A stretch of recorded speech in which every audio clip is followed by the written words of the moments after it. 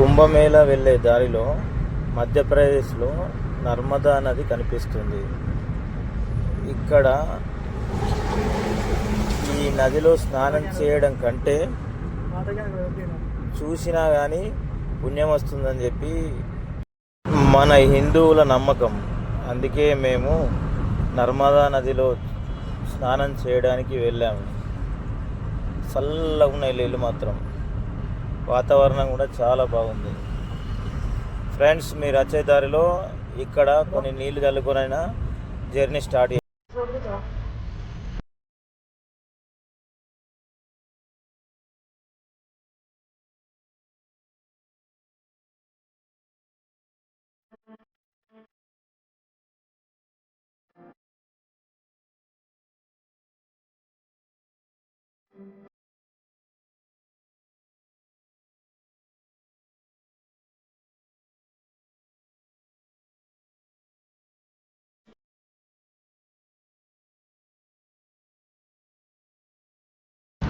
నర్మదా నదిలో స్నానం చేయడం నేను అదృష్టంగా భావిస్తున్నాను.